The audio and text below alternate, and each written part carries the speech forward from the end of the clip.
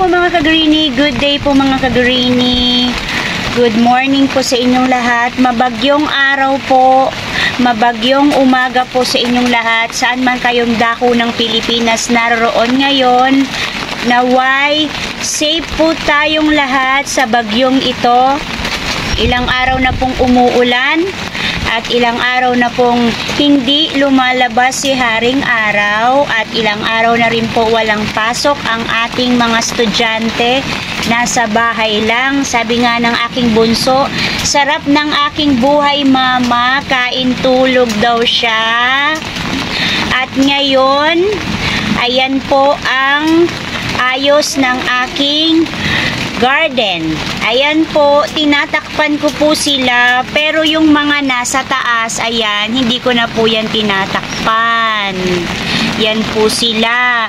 Yung mga walang takip po, pinapabayaan ko na lang po sila dyan. Kasi po, lalaban po sila sa matinding ulan kahit ilang araw pa yan. Siguro mga 1 week na pong umuulan, pero dyan lang sila. Nasilip ko naman sila kahapon at ng isang araw. At ngayon, okay naman po. Wala naman pong malambot sa parte nila. Eto nga, oh, namumulaklak sa ulanan. Sinecheck ko naman sila kasi kapag alam kong hindi sila okay, tinatanggal ko sila dyan at sinisilong ko muna. Ayan po, medyo madudumi yung pot kasi kapag tumatalsik siguro yung nila, lupa nila, and then ayan, nadudumihan yung pots nila. Etong side dito hindi ko talaga tinakpan. Sa ilalim matatag din.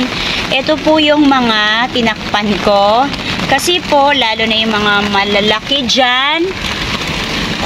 Mashi pa naman si cat's claw. Nako, bahala siya dyan. Okay naman dito. At alam ko naman na okay naman sila dito. Lang, for security lang na hindi sila ma-root rot at may stem rot dahil yung iba dyan ay weeks pa lang. Wala pang months. Okay naman. Nasilip ko naman yan. At ito, tinakpan ko talaga sila dahil medyo bago-bago yung dito. Ito yung medyo matagal-tagal dito. At ito yung mabago-bago at medyo mabago-bago dito. Pero yung mga dulo na, old na siya. Ganyan po yung ginagawa ko. Tinatakpan ko po. Kasi wala pong bubong yung aking garden.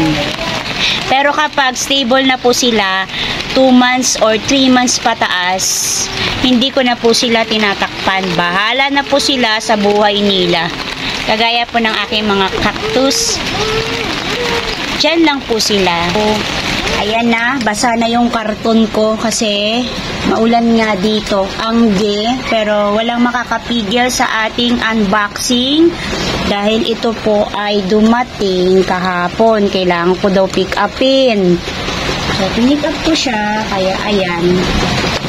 Kailangan natin i-unbox, buksan ang aking mga cactus na order kay Sir, ayan muna Ian Mark Litawin ng Kabayan Benguet.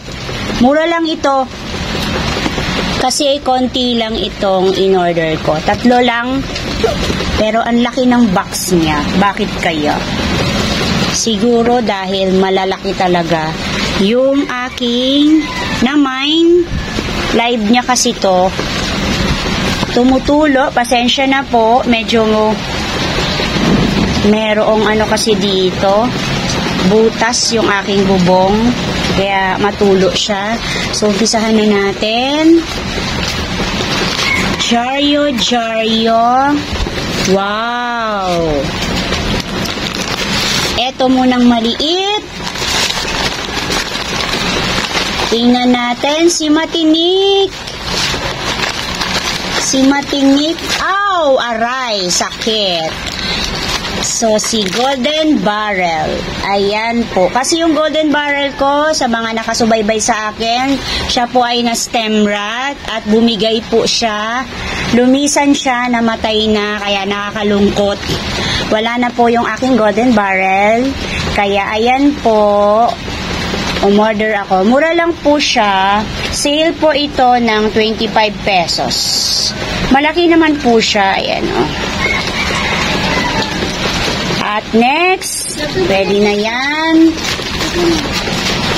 Meron akong kasamang bata. Gusto niya raw kasi sumama sa video. Sabi ko, dyan ka lang. Eto malaki. Yung mga Mi 9 ko, yun yung gusto ko na magkaroon dahil hindi pa ako nagkakaganon. Wow! Wow! Wanawa talaga. Ito si Yellow Ball. Ganda ni Yellow Ball. Ang laki. Ooh! Ang dami niyang offset. Ang dami niyang baby. Wow! Hindi ako nagsisi sa pag-mine. Wow! Ganda. Ang laki po. Dami oh. 1, 2, 3, 4, 5, 6, 7, 8. Ay, nako, di ko mabilang. Yung pinaka-mother niya ay nasa ilalim. Ayan. Ito yung mother niya oh. Hindi po masyadong matinik, hindi kagaya ng Golden Barrel or hindi masakit yung kanyang tinik. Yung Golden Barrel, ang sakit talaga, pero ito hindi naman. Kaya naman. Ganda po. Yes, sa alagaan natin. Pero ngayon, hindi po muna ako mag-ripat kasi basa po yung soil ko at naubos po yung aking rice hull. I-air dry ko lang po siya muna. Hayaan ko po muna siya sa shaded area dahil pag niripat ko siya at basa ang soil, baka may mangyari sa kanya. Pero parang may ano dito, oh, ayan oh, itim. Oh, okay. Tinanggal ko na po kasi parang may ano, ayan, oh, may itim. Pero wala namang ano sa kanya, problem. Ito, ipapatong ko na lang to. Pero maganda po siya. Ayan po. Ang ganda-ganda. Ang ganda po. Next. Malaki din yung ano, yung next. Nag-unboxing po tayo sa maulan na panahon. Kasi kapag in-unbox ko pa siya sa susunod na araw, baka po maano na siya, magmashi siya kasi nakastock siya dito sa loob ng karton. Di siya makakasingaw, di siya mahanginan.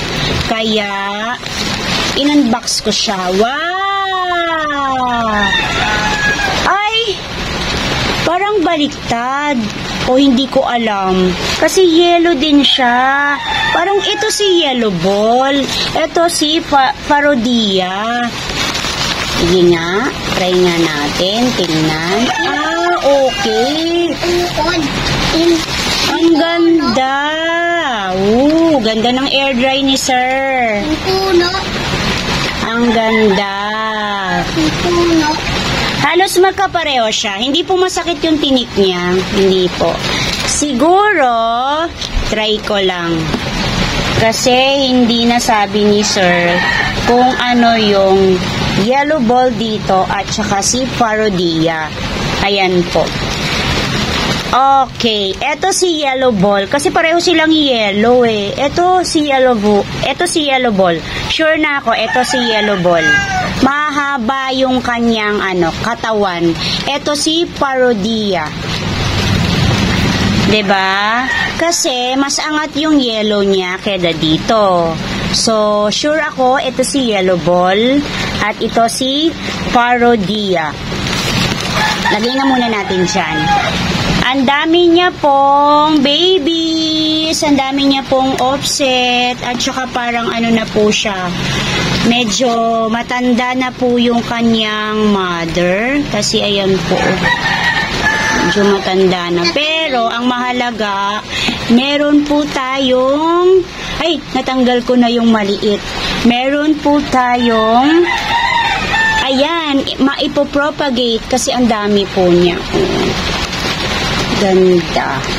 Ito lang po yung aking na-order. 3 lang po sila. Ayan. At nag-unbox po tayo sa maulan na panahon. Dahil kapag sa susunod na araw ko pa sila in-unbox, baka po, yun nga, magmasyo sila. Kaya ngayon ko na po sila in-unbox.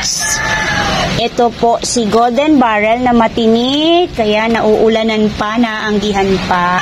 And that's it for today mga ka-greenie. Kung love po ninyo at nagko-collect din po kayo ng mga plants, cactus and succulent na kagaya ko po, please po, palike po ng video ko na ito, pa-share na rin po, and don't forget to subscribe, Ana Duran. Thank you Lord sa araw na ito. May God bless you all. Bye-bye po mga ka-greenie. Mama.